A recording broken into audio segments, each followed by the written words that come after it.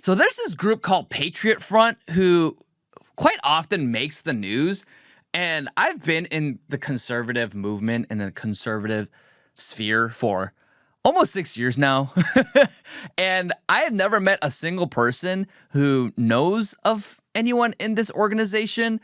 And I know like everyone, like I know people, the top dogs of TPUSA and Daily Wire and PragerU and every single mainstream conservative organization, even like the niche ones as well. I've never seen this group, and this group has been making waves for the past 3-4 years. I think even since like January 6th, and they pop out of nowhere. Now, I'm not going to counter signal them because it's like young male patriots on the front lines advocating for a restoration of America. So I'm not going to necessarily counter signal it, but no one knows who they are. Like none of my conservative friends, none of the people I know in admin, no one knows who these people are. So who are they? Many people think they're feds. I don't know if they're feds, but they just literally pop out of nowhere from time to time, just marching on the streets of DC. Now, they made an appearance at July 4th weekend on July 4th during the 25th anniversary of America. And the biggest controversy that happened was this picture. So this picture went crazy viral. And it was a black woman sitting on the DC Metro as masked white nationalists prepare to march on our nation's capital. This is America's 250th anniversary. And you see it's just this black woman who seems unassuming. And it's a bunch of patriots, I guess you can say, but masked patriots or masked white nationalists. I don't know who they are really, but they're just there in the train. And it looks like, oh, we have our new civil rights icon, our new Rosa Parks. This is our modern day Rosa Parks. But unfortunately, this is not Rosa Parks. This is Rosa Farts. So this is the funniest thing ever. Look at this video. This is her. This is her on the subway. And literally moments before Patriot Front shows up, this is what Rosa Farts was doing. She has her pants down, just showing her butt cheeks.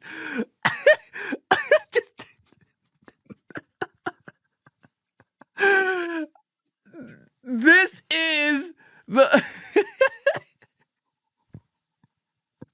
I have no idea why the left uses like career criminals, violent criminals, but also people who just strip naked and show their bare bum in public as their icons. These are the faces of the black community, according to the left. This is our modern day Rosa Parks, everyone. Rosa Farts, who puts down her pants, and I don't know if she's wearing underwear, just farting and just mooning everyone. Good times. Remember when we used to call that mooning? Great times. If you're a millennial or an older Gen Zer, you understand what mooning is. Look at this. It's just compare. Behold the greatness of the left. It's just, oh, she is a civil rights icon. She is being attacked by white nationalists, but she's standing her ground. And moments before, she's just on the floor screaming and pulling down her pants for everyone in the metro to see her bare bum. And by the way, in the lower left-hand corner, you see there that you see her mugshot and you see her criminal record. I think we could pull up another picture that shows it more in depth. And this woman, her name is Bernita Bolding. Bernita Bolding, or Bolding Bernita. She was arrested in Arlington County, Virginia, and she has a criminal record of, look at her charges, indecent exposure. So this woman is known for doing ridiculous acts of just debasing herself in public on the DC Metro constantly. And it's the funniest thing that it's not even that video that was taken of her screaming on the ground with her bare bum, pulling down her pants. That wasn't even a different day or a different period, a different moment. It is literally the moment before Patriot Front shows up. She is pulling this crap.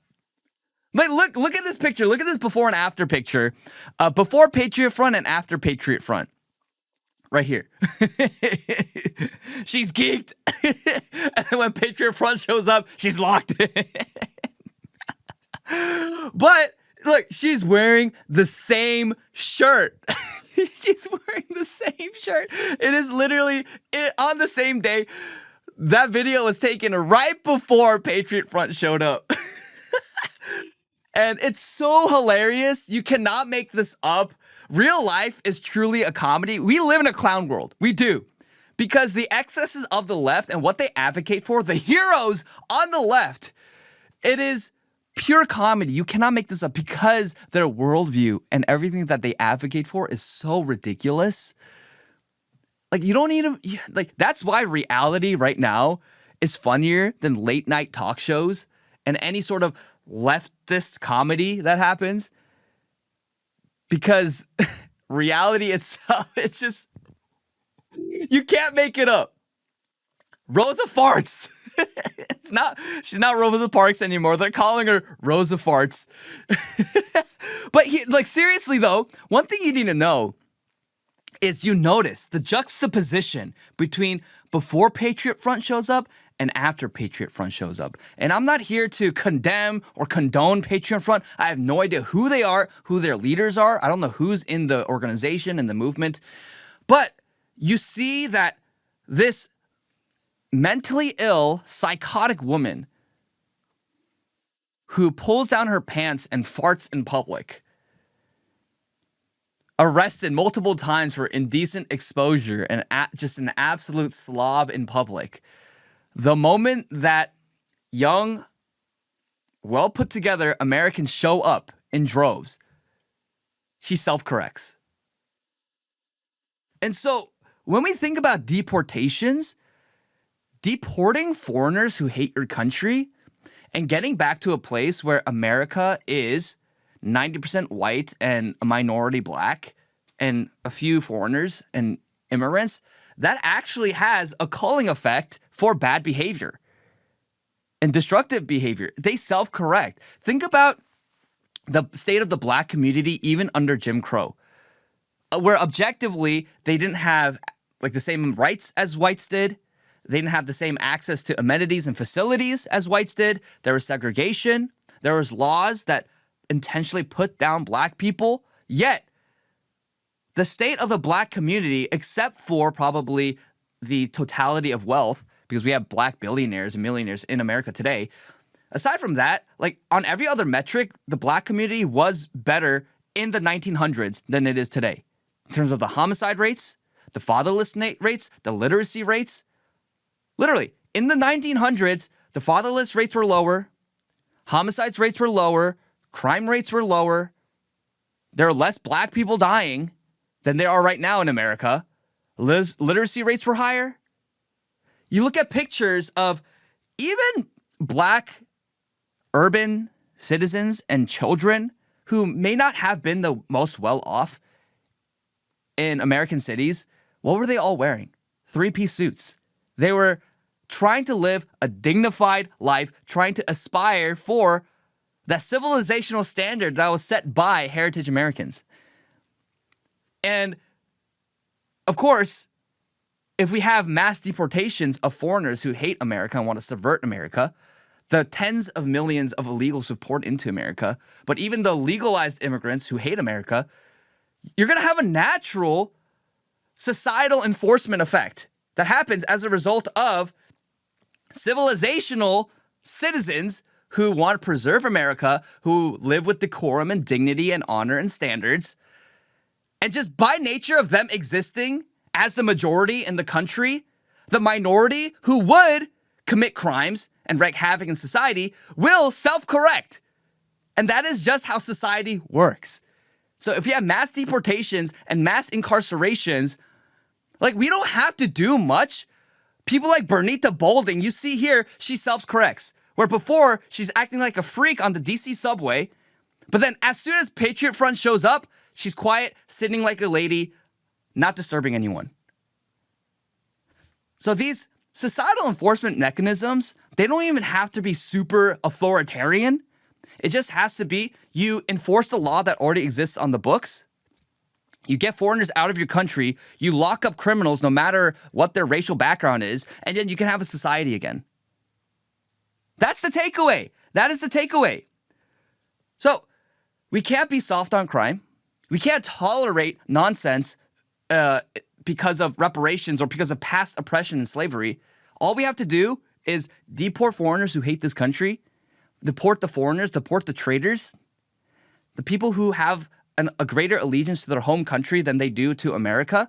Yes, deport those people, deport the people who don't belong, lock up the violent criminals and those who would disrupt the peace on our streets.